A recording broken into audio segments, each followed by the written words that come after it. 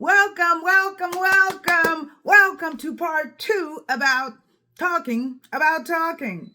As you can see, I'm very excited about part two and what we are going to, talk about and discuss and how we will gain insight on the strength our words have to build up and to tear down. Well, without further ado, let's get right into our chit chat session. Thank you. I had pulled a couple of iron shorts from the Bible, and in James 3, which I really like, says, the tongue also is a fire, a world of evil among the parts of the body. It corrupts the whole person, sets the whole course of his life on fire, and is itself set on fire by hell.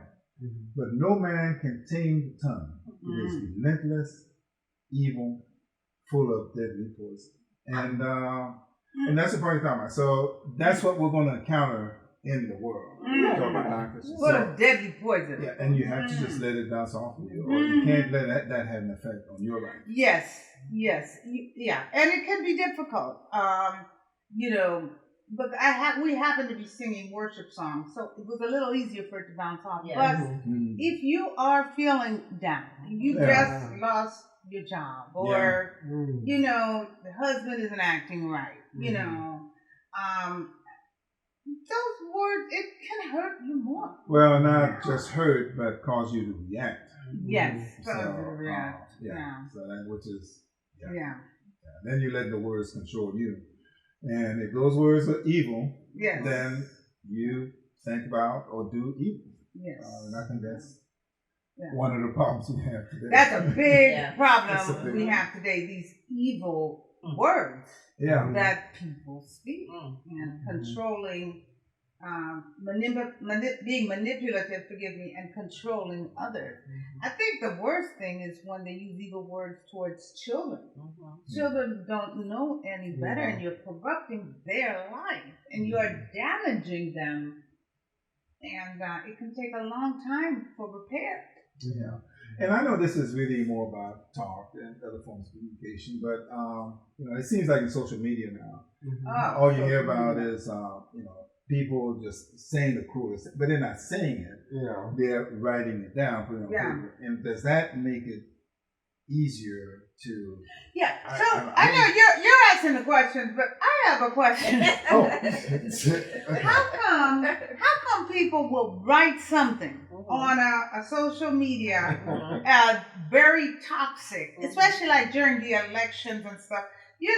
Who I'm going to vote for, that's my personal business. But anyway, they'll write something very toxic, but they'll never say it to your face. Interesting.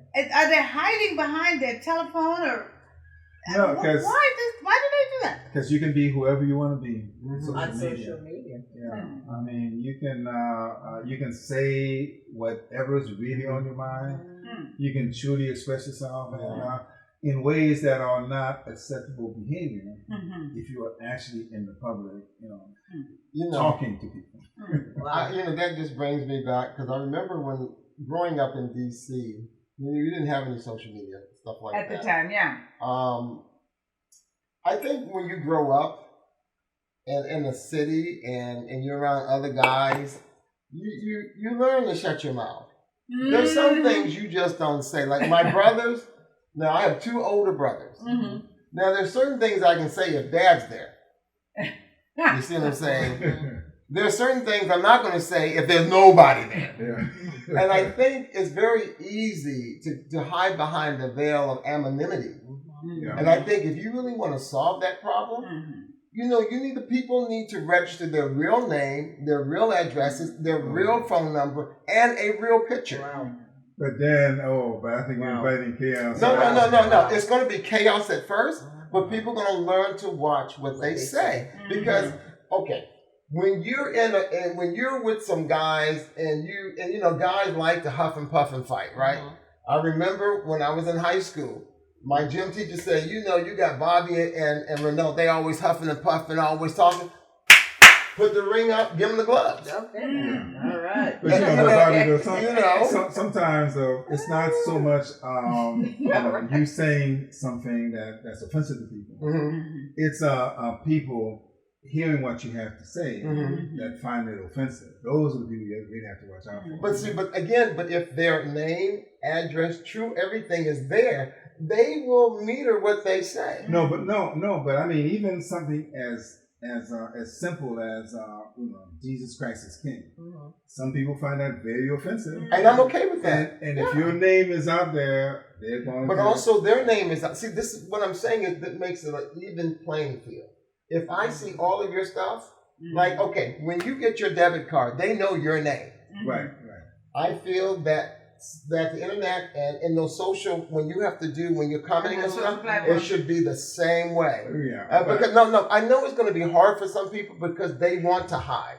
Yeah, but you don't know. But the people that are just listening to your talk, you don't know who that is, but they know exactly who you are. So okay. I guess I see what you're saying. It can be. I mean, I guess because maybe I'm naive because I think people just need to be face forward.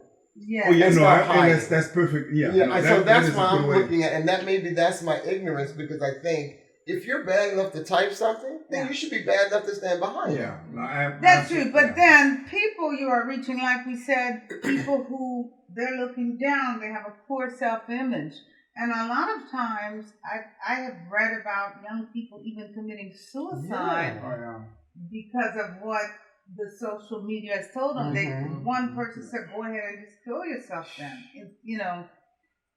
life and death is in the power of the tongue, and just knock them over the edge. Isn't that called social media bullying? Yes. Well, in that case, that's why we know about it because it did make it to court, and it was it was a girlfriend that he broke up with. And I mean, she said that she didn't mean it that way, but that's what he did. But the thing is also, too, I think one of the things I think we as adults, and some of us do it poorly, but we need to set an example before the young people. Yeah. And if you're going to post something, post with integrity. Do all these type of things because if the young people are seeing mom and dad posting, they're cussing and doing all this stuff. What are the kids gonna do? They're gonna do the exact same thing. I think that in terms of communication, since that is the principal way that we are communicating is through social media and online. I just think that I'm asking Christian parents, non-Christian parents, you're gonna do what you're gonna do. But for Christian parents and us that are in front of young people, and not just young people, but older people too, set an example.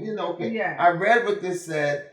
I don't have to respond to that post because that's negative. That is the best thing you can do. Exactly. And if you post something, then post with integrity. And I think if we put start positive things. if we start demonstrating that and living that in front of our young people. That it will catch on fire eventually. And some people won't do it, but just think the people that you're with, they're going to do it with integrity. Well, can I say, I like to say, be the change you want to see. So that is part of being the change that you want to see. So you have to do it first in order to set that example, to see that change coming out. No, that's very true. It's true. And another principle, too, a scriptural principle is that, whatever a man soweth, that also he reapeth. And when you're sowing... What's it got to be in King James? Wait. Hold on. Thus saith the Lord. The Lord doesn't speak in the New Living Translation. But if you are sowing positive words and positive seeds, it comes back to you. At your time of need, a positive word will come to you to lift you up. Yeah, no, absolutely. But, I mean, I still kind of, just the talk we had earlier, I still kind of go back to being that other guy that, sows just a little bit of a little doubt. I mean, I would say for the internet, for example, that it's gone too far. Oh, it's not to ever go back. No, it's not going to go back. No. From this stage on, it's just down. No, I'm not going to say that because see, they let's be honest. when the radio came about, church people were saying people going to hell in a handbasket. Yes, yes. Okay. Remember that. When color television came on, preachers said people going to hell in a handbasket. Yeah. When movies were going on, Wow. people were going to hell in a handbasket. To me, we've been going to hell in a handbasket for a lot of years. Yeah, but I do believe. I know, but we have been steadily going down. But we are going As I down. said. And the evil is escalating because the words that, for example, like my sons, I found there was one time I found a Playboy magazine under their bed, and I was really mad. But I mean, boys are going to do not take your uncle's. Okay. Anyway. What are you doing with your uncle's book? So those are words. There were words that I didn't want them to read. But now that has gone to a whole other level with the internet. And I'm just relieved that it was just a Playboy magazine now. You know, I mean, well, the other thing too, though, let's remember, the evil one will use good things for nefarious reasons. So the thing is, let's balance it out now, because I believe that God is going to use it, just like the evil one wants to use it. And then you also are dealing with people who love the Lord versus those who don't. And so the world is going to be like the world is going to be. That's where we're going to be the light and be a distinction. And they walk in darkness. Yeah, and that's what we're talking about today. As far as the image of God, I mean, it's the image of God is being truthful, of course, but in your talk. And holding each other responsible. It's not on sitting down in front of the terminal and getting all these messages. That's right. I mean, that is not the image of God in communicating. So that just goes back to what we're talking. It's talk. It's talk. You gotta talk about it. That's right. You gotta talk about it. You know what? What you don't talk or communicate to dies, and that's in everything in life. It could be plants, people, anything. But also too, I think we can raise people up in ignorance. And in that, they die. Because then when they're faced with real truth and real life situation, and God doesn't work out the way they want it to work out, then they become disillusioned. That's why I really believe that Christians should share their struggles. This is what I'm going through. I've been praying about this. That's why Paul said, I wanted to get rid of this thing, but God said no. So I think in real life, when we're talking and we're sharing our faith, share the highs. Hallelujah, Jesus brought me through the healing. I love sharing that. But also share the struggles. And then share what, I just don't quite have it out, and that I don't have that area fixed in my life, and that's something I'm working with. So, because I think when we're communicating that truth, the younger ones as well as the older ones, the younger ones chronologically, and the younger ones in their faith, regardless of what their chronology is, will see that the God that we serve is a true God. But it's not a Disney World ending. And there's some things you're gonna go through, and there's some things you're just gonna wrestle with, and some things God's gonna give you the victory over, and you're never gonna have to go with it again. Yeah, but it does seem like that. Good point. That's a good point. I mean, it's good, but it just seems like as a society that we're really talking less and less to each other. Just like you're talking about, face to face, definitely. Even as far as opening up, it's not when we were growing up, when we the younger days in church, men, especially men, were more willing to open up to each other. No, they were. That's true. But now it really gets a little difficult for the men. I mean, it's a lot of them seem to be kind of shielded, more guarded, and they don't open up as much. And it's that. And there's less face. Forgive me. Go ahead, please. No, there's definitely less face-to-face talking. I stopped by a friend's house. I was literally driving near her house. I knew where she lived, and I called her and I said, "Elizabeth, we're by your house. My mother and I." I said, "Can we come over?" She's like, "Yes," and she was so happy to have visitors. And we sat, we had coffee, we talked face to face, and she said, you could have gone home and sent me a text, but you came to see me, and that means so much. We are we're doing that less and less now. We send people a text, Yeah. I think when you look at men, and I like what you were saying, Renal, when I was growing up in D.C., the place where all the men went was the barbershop. The barbershop, that's right. And I remember my dad would send us down there, give us some money. You go to Mr. Parker, and you go down there, and the old men are talking, and the young boys are sitting there and just shutting up. That's what we did. But also, I saw my dad talking to the men across the fence. Yeah. You saw them talking when they went to the store. They would go fishing. They would be talking. That, all the men around. Oh, why did we do this? I don't know. Everybody's around the barbecue pit. One guy's doing it and got 12 supervisors. Wow. Man, I think you need to put a little bit more sauce on that. And all of them holding a beer. Wow. So you're like, but I think we can break that. And I share that with Rose all the time. I said, instead of sending someone a text, let's just go talk to them. And I think we can be that change that we want to be. But I think also too, people, I don't know, I think they're more afraid. And I think they're afraid at two levels. One, I think they're afraid because society tells them to be afraid. Everybody's out to get you. Everybody's going to scam you. But secondly, we're afraid to be known. So to know you on a human way, as if it's going to diminish how I see you.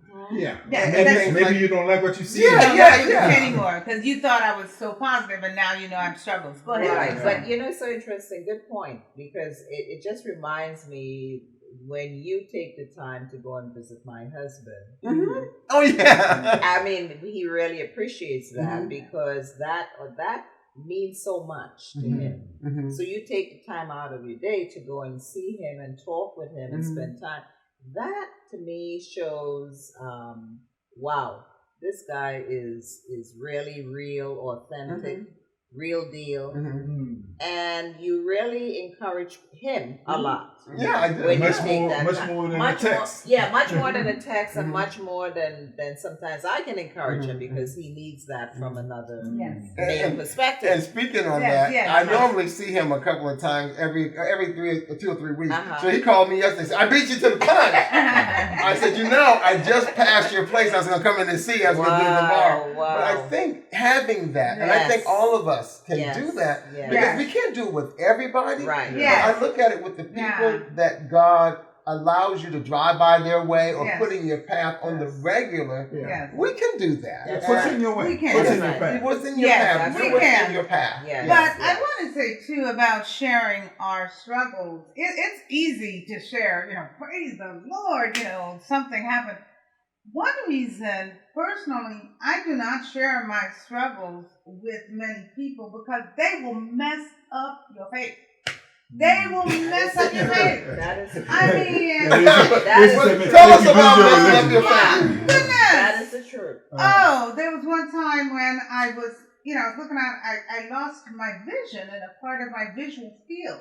And being a physician, I knew what was happening, and I told my mother, I said, I've lost my vision. She said, Rosemay, don't panic. I said, I'm not panicking. I'm just telling you, I'm asking you to pray. I did not tell anyone, only my mother and I prayed. Because I didn't want to hear somebody say, Uncle Joe had a retinal detachment and he's walking with a white stick today. Mess up your faith. So, I called the ophthalmologist. I prayed about it. I said, Father, I trust you. Jesus has a patent on giving sight to the blind. That's right. But anyway, people can mess up your faith. And I was trusting in God. I was trusting in what he said in Isaiah and what he said in Hosea and what he said in Genesis and John and Luke. And I didn't want anyone to mess me up. I mean, there's some people that hear you talk, but they're really listening to see if they can, how they can twist what you're saying. Twist it around. And there's no intention at all of lifting you up. They don't want to. But you know what? Somebody's worse than I am. And that's good. That's a lot better you than me. They love living in misery too. You can't get away. I was thinking about what you were saying, Ro, and I like what you were saying. That is just what Matthew 12 and 36 and 37 says. This is the today's English version. It said, I tell you, on the day of judgment, people will give account for every careless word they speak. Come on now. For by your words you will be justified, and by your words you will be condemned. So when I look at that in terms of standing in the judgment, it has to be true right now in natural law, right, as we live on earth. And I like what you were saying. Sometimes you can't get with certain people. That's why you don't tell everybody your problem. You go to saints that will pray and people who know and love you. And you say, hey, listen, I remember when I lost my job. I remember when I got fired from Verizon because they had to lay off. They laid off 17,000 people. And listen, I'm a high dollar making. And when my boss came and said, Bobby, we're letting your whole division go. Not just me, but 70 other people as well. Oh, no. And everybody says the same thing. You're getting late. No, I'm getting fired, man. I don't have a job. I don't care what the severance say. I'm getting fired. So after I absorbed that, I called my friend Lou. Yes. I called my friend Lou, and I said, Lou, man, I just got fired. He said, what'd you do? I said, no, I got laid off. He said, oh, you got fired. But he was a good brother. He said, listen, Bobby, I've seen God bring you through things before, and he will bring you through that things. Is encouraging. That's the brother. I'm not going to go take it to Johnny Nobody. Man, you got fired. Well, how you going to pay all these bills? Oh, man, John got fired. He lost his house. His wife left him. His kids are on drugs. I'm sorry. And they took the car that he paid for and repossessed it. That's not a good time to find a job. You might as well curse God and die. Curse God and die. Hold on, what did Job say? Woman, you must be crazy. Wow. But you gotta watch, because I think those words, and I think that goes by. That's why, and I'm gonna take it back to this. This is why you go and visit people. You talk to them. You share. God gives you a community of faith, brothers and sisters that know you, so that they can say when things happen, and they will happen. It's not if they're gonna happen. It's when they're gonna happen. You have brothers and sisters that are already in your corner that encouraged you, and you've encouraged them. So now you got that community of faith that you can trust with your heart and say, hey, brother, this is hard for you. Let me just tell you. Right. And they're going to listen, and they're going to pray with you. Yeah, absolutely. And then you're going to be able to move on and be stronger from there. But let's just deviate a little bit, because you're talking about the men-to-men kind of communication and how that's ratio. And when you talk about the old days before, it kind of circled back to the old days when we were young, and our parents were having parties, and just like you're talking about around the barbecue pit, it was always the men all in one side, that's the true. Women all the other side. I mean, that's how they used to. That's how it ended up. That's true. So we talked about the men to men. So let's hear from you ladies a little bit. I mean, is communication between men and men, women and women, very different? Yeah, that's a good point. Yeah. I mean, what's your talk like when we're not around? No, we don't want to know that, dude. I had sisters. You had sisters. We don't want to go all over there. No, we don't want to know all that. That's private. That's private. But still, do you communicate? We can keep it very general.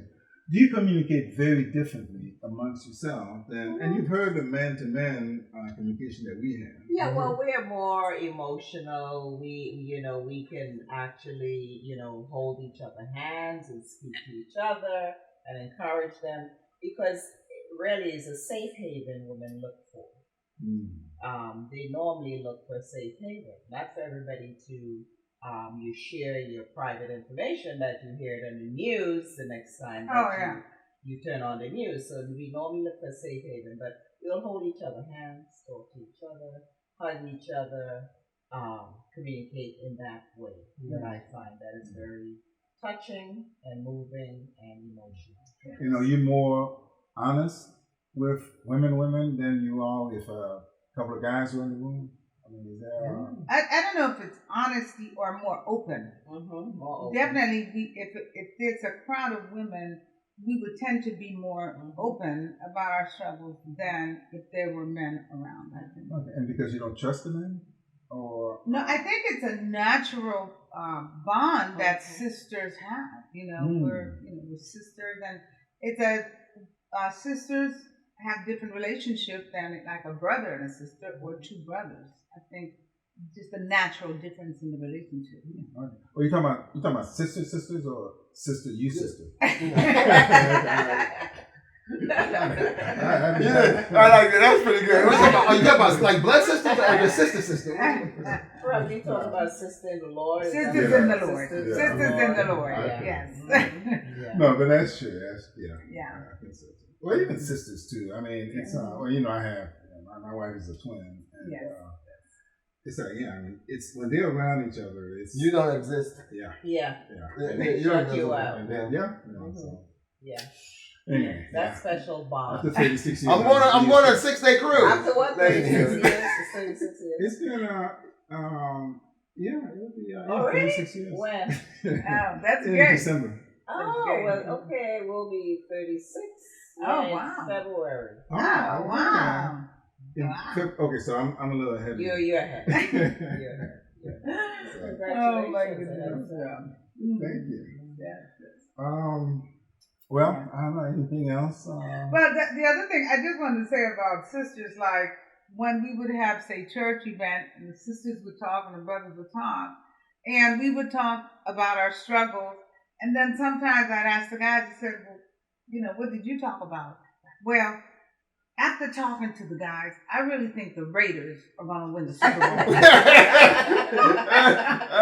You know, we have shared our prayer requests and our struggles. I don't know, but men, you guys. No, I think That's normally interesting. we'll talk about that. Or you say, "Oh man, I was wondering how I can get that piece of the car fixed." Or it's more tactile. It's more like something very practical. Men generally. Now, men will share their feelings. Now, I've seen this with my dad and his friends, and I do it with my friends. You do that one-on-one, and you do it while you're doing something. Because men, generally, the one-on-one that women have, real intense, men won't do that unless they're trained therapists. They're the only way they're going to do that. Outside of that, they're going to say, let's you hear men say, let's go hunting, or let's go fix the car, or let's go throw the football, or let's go throw the baseball. It always has to be around doing something. And then they sit there and they'll talk and they'll share. And they like to do that with one-on-one or with their two trusted friends. But even then, though, it's it's a men-to-men activity. Yeah. And, you know, you're enjoying this, but they still, you still kind of hold back in terms. It's still guarded a little bit. So you're enjoying this experience. But you're not necessarily sharing. And you're not crossing that level. And I feel at the level that women will do. But I want to push back a little bit on that because I know I can only go with my friend Lou and I. We've been friends for 30-something years. Oh, wow. Okay. And when Lou and I are talking and we really want to talk, I say, Lou, I need to talk to you. You can tell in the tone of my voice that I really want to talk to him. I say, so set some time. And he does that for me too. So in those cases, you're drinking your coffee and you're just sitting there and you're purposeful. Yes. You know, dude, what's up? What's happening? You know, you're not dying. You get the major things out of the way. You're not dying. You know, your kids are not dead. Okay. Anything else compared to that would be like. But I think men need to give themselves permission to be able to have someone outside of their wife or their girlfriend or their mama that they can confide in that is a dude. And someone that you can sit there and go, man, am I crazy? Am I seeing this right? Is it me that will speak truth to you? No, that's true. That's true. But it's hard though. But it's hard. Yeah, it's hard. I mean, from my experience, a lot of times when, and this could be a guy that I've known for years and years and Christian, but when they start opening up, it always comes with a price tag in that. Can I? Okay. Oh, then I was asking for money. All right. Oh no, my friend. Every single time. Okay. I don't want to hear nothing, man. So personally, I have had some bad.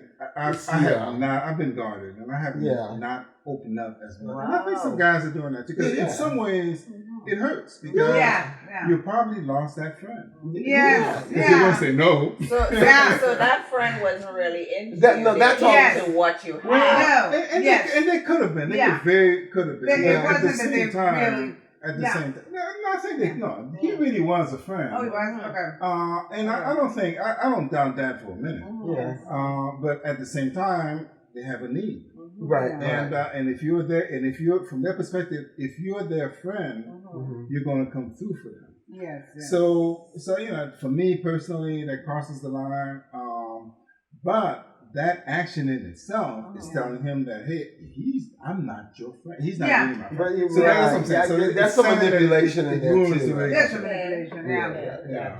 But they always talk about that. They say that women speak more than men. But I think I remember reading a statistic that men actually, in general, speak more than women.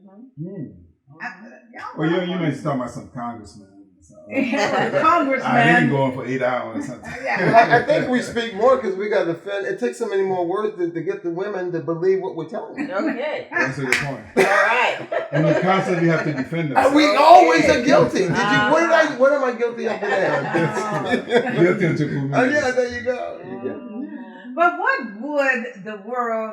would it be if we could not talk and express what's in our heart? Or if something good happened and I couldn't call Karen and say, Karen, what you doing?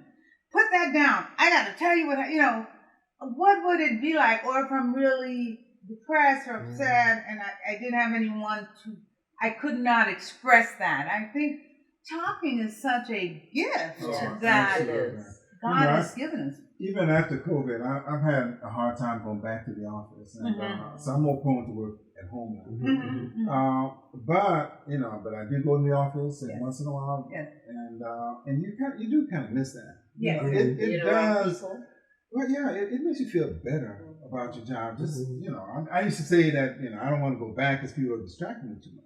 Yeah. Well, I'm the one that's distracting people because it does feel good to talk. Yes. And it makes you feel better about yourself, even if you're not talking about it. Yes. Well, going where it says it's not good for man to be alone. Yeah. Yes. So even if you have to get out maybe once or twice a week to be in that environment, that whole energy will lift you and. But even so, because at home, I still have a lot of people to talk to at home. Oh, okay. All right. So I'm not alone, but it's just talking to others in general. It does. It lifts you. It lifts you. Yeah, definitely. Yeah, like there's a connection there. Yes. Yeah, and especially if you meet somebody that's like-minded. Yes. Yeah. And the same mindset as you. Yeah, definitely. Yeah, but the world would be very boring, very, I don't know, very boring, very, I want to say dead. Yeah. I'm very careful.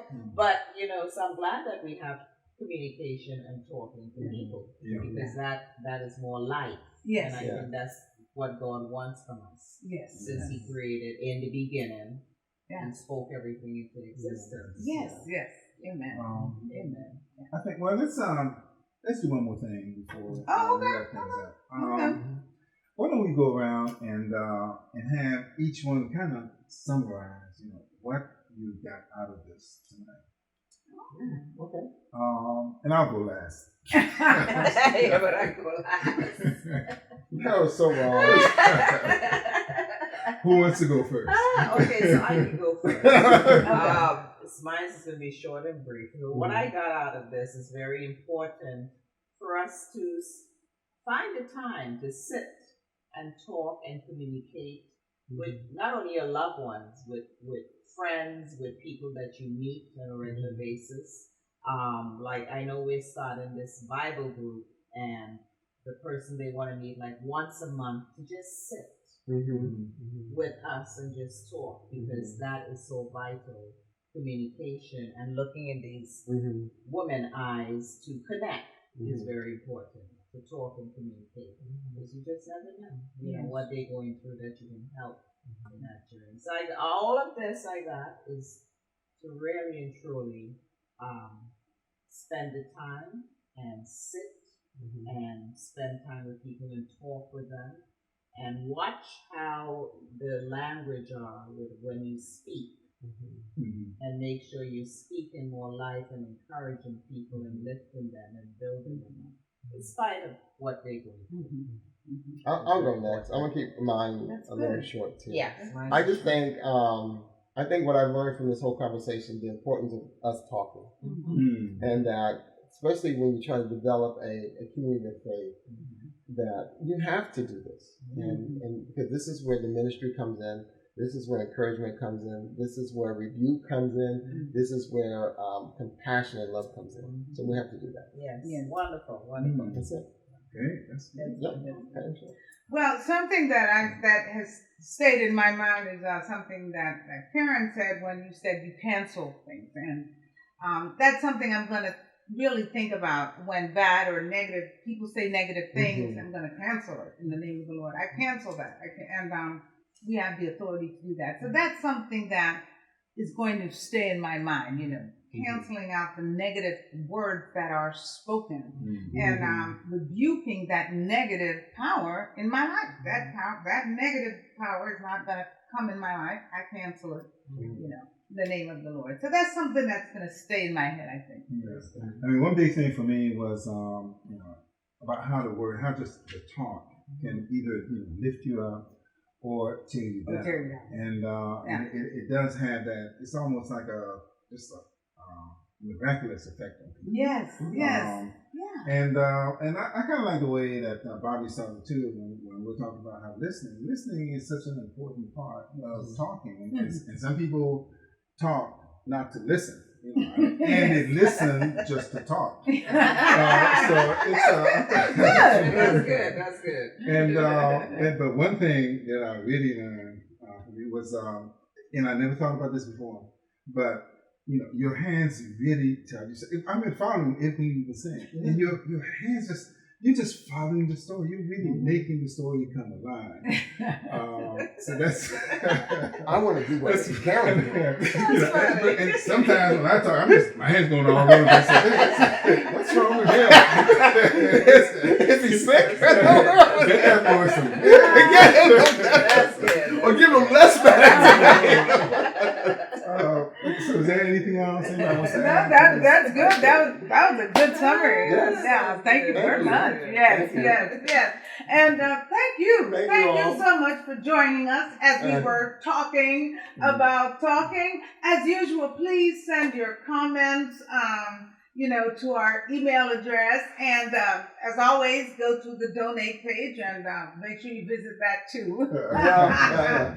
But that's what I'm talking about.